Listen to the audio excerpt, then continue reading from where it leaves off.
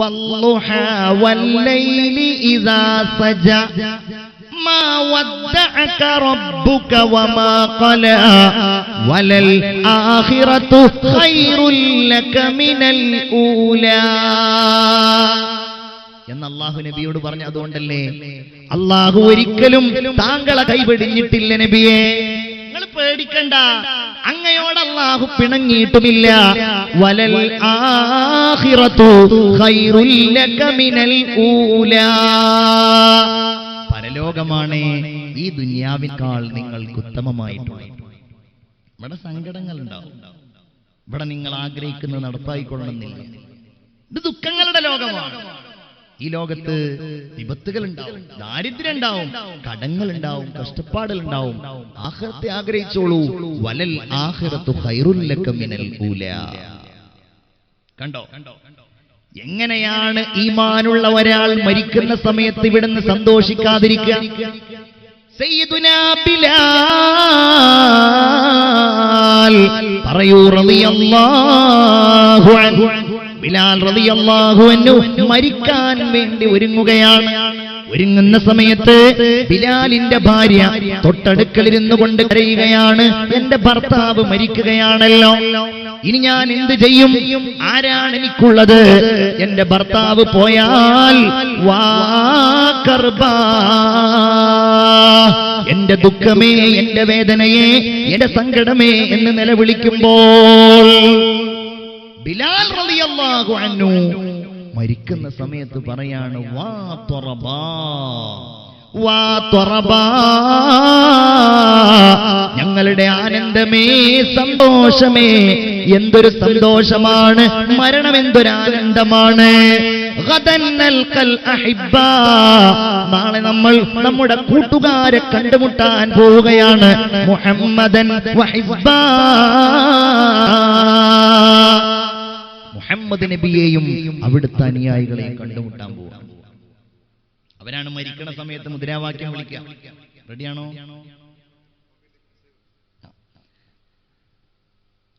അവരാണ് വിളിക്കണ സമയത്ത് മുദ്രാവാക്യം വിളിക്കുക. മരിക്കണ സമയത്ത് എന്ത്? ലാ ഇലാഹ ഇല്ലല്ലാഹ്. സർവശക്തനായ അല്ലാഹു റബ്ബുൽ ഇസ്സത്ത് അവിടെ വെച്ചാണ് മുദ്രാവാക്യം വിളിക്കുന്നത്. മരിക്കുന്ന സമയത്ത് നമ്മൾ ഓരോരുത്തരും എന്ത്? ലാ ഇലാഹ ഇല്ലല്ലാഹ്. കാരണം ജീവിതം മുഴുവൻ അവർ കലിമ ചൊല്ലുകയായിരുന്നു. ഞാൻ വലുതാകാൻ വേണ്ടി പറയില്ല, എന്റെ ഒരു വല്യമ്മ ഉണ്ടായിരുന്നു. വല്യമ്മമാരുടെ സ്വഭാവം എന്ന് പറഞ്ഞാല്, എന്റെ വല്യമ്മ മരിക്കുന്നത് 2007-ലാണ്. മൊബൈൽ ഫോണുകളൊന്നും സജീവമായിട്ടില്ല. നമ്മുടെ വീട്ടിൽ TV ഇല്ല. വീടിന്റെ ആ അസൗകര്യങ്ങളെല്ലാം ഉണ്ട്. വല്യമ്മയുടെ ലോകം എന്ന് പറഞ്ഞാൽ പാത്തുമ്മാന്റെ ആട് എന്നൊക്കെ പറയുന്നത് പോലെ ആട്, പശു കൂട്ടത്തിൽ ഈ വല്യപ്പാർക്ക് ഏറ്റവും വലിയ നമ്മളൊരു പക്ഷെ മക്കൾ നന്നായി കൊടുക്കും മീൻസ് അടിക്കും. ഉപ്പ അല്ലെങ്കിൽ ഉമ്മ വാപ്പാരടിക്കുന്നതിലോ ശാസിക്കുന്നതിലോ ഒരു പിശുക്കും കാണിക്കാറില്ല. അവരാരും മിണ്ടുന്നില്ല. അങ്ങനെയല്ലേ? ഉമ്മാരും വാപ്പാരും അടിക്കും. പക്ഷേ വല്യമ്മയോ വല്യപ്പയോ പ്രഹരിക്കുന്നത് അപൂർവമായിരിക്കും. ഉമ്മ അടിക്കുന്ന സമയത്ത് വല്യമ്മ വന്ന് ചീത്ത പറയും ഉമ്മായെ. അങ്ങനെ ഒരു സ്വഭാവം ഉണ്ട് നമുക്കൊക്കെ. എന്റെ വല്യമ്മയുടെയും സ്വഭാവം അത് തന്നെയായിരുന്നു. നല്ല വല്യമ്മയായിരുന്നു എന്റെ വല്യമ്മ. പാവമായിരുന്നു അവർ. അല്ലാഹു അവരുടെ ഖബർ വിശാലമാക്കി കൊടുക്കട്ടെ.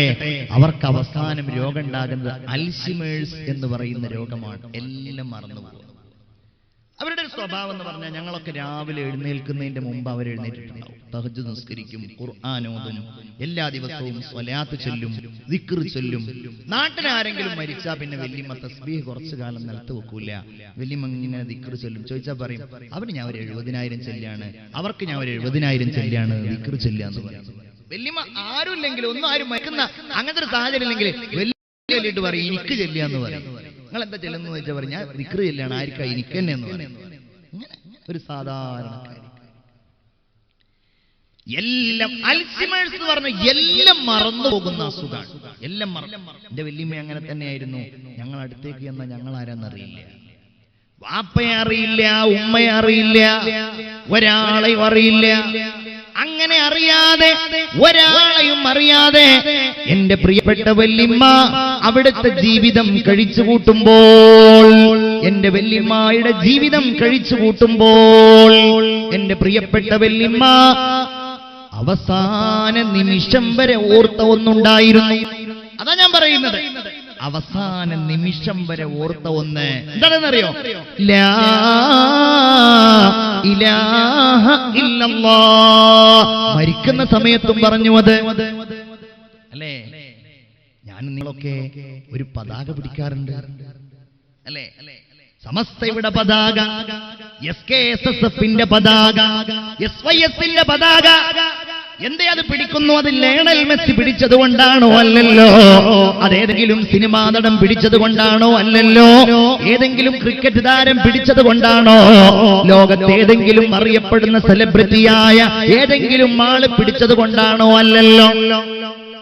പിന്നെയോ പഴഞ്ചന്മാർ എന്ന് വസ്ത്രം നോക്കിയാൽ പറയാൻ കഴിയുന്നവർ പിടിച്ച പതാകയാണ് അല്ലേ? ആരാണവർ? അങ്ങനെ ഒരു മനുഷ്യരുണ്ടായിരുന്നു. ആ മനുഷ്യൻ എല്ലായിടങ്ങളിലും ഓടി നടന്നത്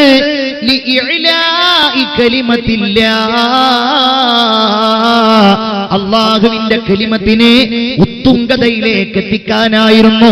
ശംസുൽ ഉലമായി ഇ.കെ. അബൂബക്കർ മുസ്ലിയാർ നവ്വറല്ലാഹു മർഖദാ. അല്ലാഹു അവരുടെ പിന്നിൽ അണിനിരക്കുവാൻ നമുക്ക് തൗഫീഖ് നൽകുമാറാകട്ടെ. ഞാൻ ഇങ്ങോട്ട് വരുമ്പോ എന്റെ കൂടെ ബഹുമാനപ്പെട്ട സയ്യിദ് ജിഫ്രി മുത്തുക്കോയ തങ്ങൾ ഉണ്ടായിരുന്നു. ശംസുൽ ഉലമയെ കുറിച്ച് വാതോരാതെ പറയുന്ന ആളാണല്ലോ. നാളെ ഇവിടെ വരുന്നുണ്ട് എന്ന് ബഹുമാനപ്പെട്ട തങ്ങൾ എന്നോട് പറഞ്ഞു. എന്താ ലക്ഷ്യം? ഒരു ഭൗതിക താല്പര്യമില്ല, ഒരു ഭൗതിക താല്പര്യമില്ല. നമ്മളൊക്കെ ആ മഹാന്മാരെയൊക്കെ പറ്റി പറയുമ്പോ ബഹുമാനപ്പെട്ട ജിഫ്രി തങ്ങൾ എന്നോട് പറഞ്ഞു, നമ്മൾ വിചാരിക്കും അവർക്കൊക്കെ വലിയ ഭൗതിക താല്പര്യമാണ്. കാരണം നമ്മൾ ഹദിയ കൊടുത്താ വാങ്ങും, അല്ലെങ്കിൽ നമ്മൾ പൈസ കൊടുത്താ പോലെ അത് കീശയിലിടും. പക്ഷേ ഒരുടെ മനസ്സിൽ അങ്ങനെ ഒരു ആഗ്രഹമേ ഉണ്ടായിരുന്നില്ല, അവർക്കതുമായിട്ടൊരു ബന്ധം ഉണ്ടായിരുന്നില്ല എന്നാണ് ജിഫ്രി തങ്ങൾ പറയുന്നത്. അതുകൊണ്ടാണ് അവരേന്തിയ പതാക നമ്മളും കയ്യിലേന്തുന്നത്. ശംസുൽ ഉലമ കോഴിക്കോട് ഫാത്തിമ ഹോസ്പിറ്റലിൽ ബഹുമാനപ്പെട്ടവരുടെ അവസാന സമയത്ത് കിടക്കുകയാണ്. തൊട്ടു മുമ്പുള്ള വിദ്യാഭ്യാസ ബോർഡിന്റെ യോഗത്തിന് പോയി ബഹുമാനപ്പെട്ടവർ മരണപ്പെട്ടു പോയവർക്ക് പ്രാർത്ഥിക്കുവാനുള്ള ഒരു ദിവസം ഉണ്ടാകണമെന്ന് പ്രഖ്യാപിച്ചു.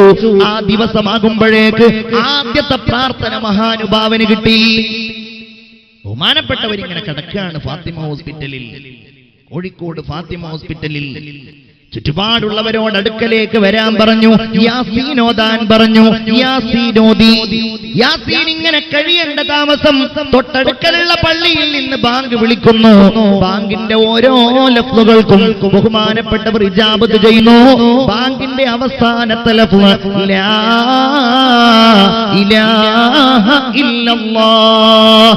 ശംസുൽ ഉലമയും പറഞ്ഞു ലാ ഇലാഹ ഇല്ലല്ലാഹ്. പിന്നൊന്നും ഉണ്ടില്ല. മൻ കാന ആഖിറു കലാമിഹി ലാ ഇലാഹ ഇല്ലല്ലാഹ് ദഖലൽ ജന്ന. സ്വർഗ്ഗത്തിൽ കടന്നു അവർ.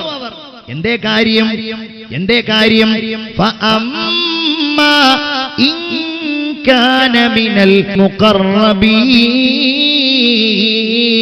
ഫറൗഹും വറൈഹാൻ വജന്നത്തു നഈം. അല്ലാഹു നമുക്കൊക്കെ അങ്ങനെയുള്ള മരണം നൽകുമാറാകട്ടെ.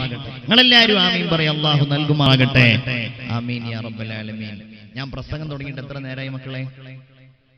ഇവിടെ വാച്ച് അനുവദനീയല്ലേ? അനുവദനീയാണോ? അല്ലാന്ന്. ഇനിയിപ്പോ ഞാൻ പറഞ്ഞ അനുവദിപ്പിച്ച് തരണ്ടല്ലോ. ഞാൻ പറഞ്ഞാലും ഇവരാരും കേൾക്കൂല. അതുകൊണ്ട് ഇപ്പൊ തൽക്കാലം ഞാൻ പറയുന്നില്ല. എന്നാലും നിങ്ങൾ ആലോചിച്ച് നോക്കി, എത്ര മണിക്കൂറായിട്ടുണ്ടാവും? ഒരു മണിക്കൂറായോ? ഒരു മണിക്കൂറായില്ലേ? 3 മണിക്കൂറായിട്ടുള്ളൂ. 1 മണിക്കൂറായല്ലോ അല്ലെ? 1 മണിക്കൂറായിട്ടുണ്ട്. അതുകൊണ്ടാണ് മക്കൾ ചെറുതായിട്ടൊന്ന് തൂങ്ങുന്നുണ്ടോന്ന് സംശയം. തൂങ്ങാറിന് അവിടെ ഉറങ്ങാൻ തന്നെയല്ലേ? ആടുന്നുണ്ടോന്ന് സംശയം. ഉസ്താദുമാരാരും എണീക്കരുത്. നമ്മുടെ സദസ്സ് നിങ്ങൾ എണീറ്റുന്നാലോ?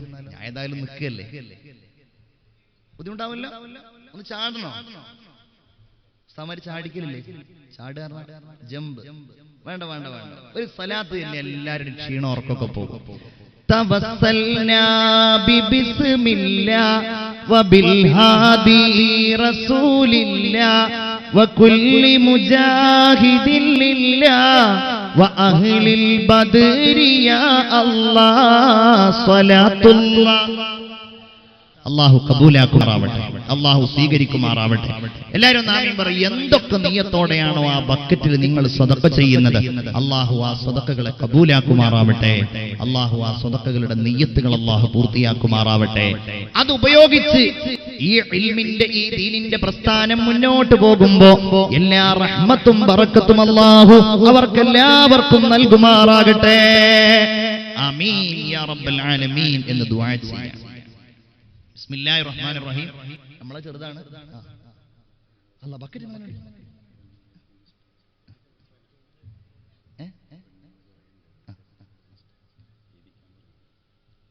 മനസ്സിലായില്ല. ഓക്കെ ഓക്കെ ഓക്കെ, അത് ചെയ്യാം. സമയം എത്ര മണിക്ക്? 11:40 11:40 ഇൻഷാ അല്ലാഹ്. അപ്പോ നല്ലവനല്ലെങ്കിൽ നമ്മൾ ആലോചിക്കരുത് അമേരിക്കയിലുള്ള ആളാവും, അത് ബ്രിട്ടനിലുള്ള ആളാവും ആലോചിക്കരുത്. നല്ലവനല്ലെങ്കിലോ അവന്റെ മരണാവസ്ഥ വളരെ മോശമായിരിക്കും. നഊദു ബില്ലാഹ്. സന്തോഷം ഉണ്ടാവില്ല, സമാധാനം ഉണ്ടാവില്ല. ദുനിയാവിൽ ഒരാളെ കുറിച്ചും നമ്മൾ അങ്ങനെ വിധിക്കുകയും അരുത്. നമ്മൾ അല്ലാഹുവോട് കാവല് തേടുക, നമ്മൾ അല്ലാഹുവോട് കാവല് തേടുക. പടച്ചോനെ നല്ല മരണം തരണേ, ഈമാനോടെയുള്ള മരണം തരണേ. റഹ്മാനായ റബ്ബിനോട് നമ്മൾ ഇങ്ങനെ ചോദിക്കുകയും ചെയ്യുക അല്ലേ. അല്ലാഹുവിന്റെ റസൂല് പറയാണ്, ഒരു മനുഷ്യന് ഈ ലോകത്ത് ജീവിച്ചു കഴിഞ്ഞാൽ എന്ത് സമ്പാദ്യമാണ് അവൻ അനുഭവിക്കാൻ കഴിയാന്നറിയോ? കോടികൾ അവൻ നാസ്തിയുണ്ടെങ്കിലും അവൻ അനുഭവിക്കാൻ കഴിയുന്നത് മാ അക്കല ഫഅഫ്നാ. എന്തൊരു പോയിന്റാണ് 14 നൂറ്റാണ്ട് പറയുന്നതെന്നറിയോ? അവൻ തിന്ന് നശിപ്പിച്ചത്. അവന് നല്ല ജോലിയുണ്ട്, 50,000 രൂപ ശമ്പളമുണ്ട്, അതിൽ 25,000 രൂപ അവൻ ഉപയോഗപ്പെടുത്തിയത് എന്തിനാണ്? തിന്നാൻ വേണ്ടിയിട്ടാണ്. വീട്ടിൽ ഭക്ഷണം ഉണ്ടാക്കിയത്, അല്ലെങ്കിൽ ഹോട്ടലിൽ പോയി ചിക്കൻ പൊരിച്ചത്, കരിച്ചത്, ബോധം കെടുത്തിയത് എല്ലാം അവന് ഇങ്ങനെ അകത്താക്കി. അതവന് കിട്ടിക്കഴിഞ്ഞു, അതവന്റെ ശരീരത്തോട് ചേർത്ത് കഴിഞ്ഞു. അത് കഴിഞ്ഞാലോ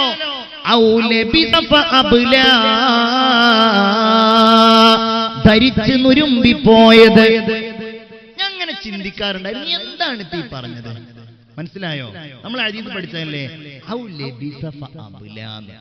ധരിച്ച നുരുമ്പി അവന് കിട്ടി, നുരുമ്പിയിട്ടില്ലെങ്കിലോ? ആലുവയിൽ എനിക്ക് പരിചയമുള്ള ഒരു ഇലക്ട്രിസിറ്റി ബോർഡ് ഉദ്യോഗസ്ഥനുണ്ടായിരുന്നു.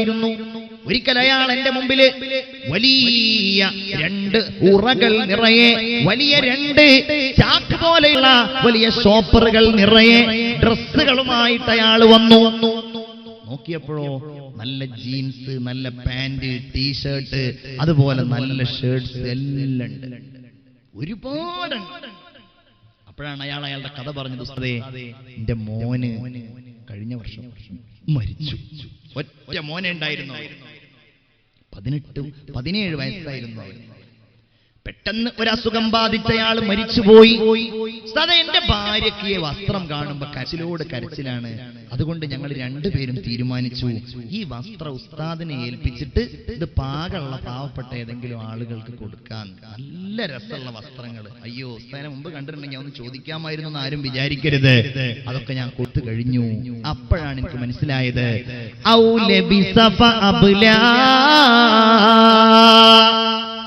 മുരുമ്പ്യാവന്. എന്റെ ഉമ്മമാരെ, ധരിച്ചിരിക്കുന്ന കണ്ടാഭരണങ്ങളുണ്ടല്ലോ, കാതിലുള്ള ആഭരണങ്ങളുണ്ടല്ലോ, അപ്രകാരം നിങ്ങളുടെ വസ്ത്രങ്ങളുണ്ടല്ലോ, സാരിയുണ്ടല്ലോ, പർദ്ദയുണ്ടല്ലോ. ഇന്ന് രാത്രി വാഴ് കഴിഞ്ഞ് നിങ്ങൾ പോയി അല്ലാഹുവിന്റെ വിധി വന്നു കഴിഞ്ഞാൽ നിങ്ങളുടെ ശരീരത്തിൽ ഒന്നും ബാക്കി ഉണ്ടാകുമെന്ന് പ്രതീക്ഷിക്കല്ലേ.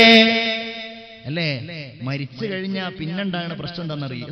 എത്ര കേസ് ബഹുമാനപ്പെട്ട ഉസ്താദുമാരോട് ചോദിച്ചാൽ നിങ്ങൾക്ക് അവർ പറഞ്ഞു തരും.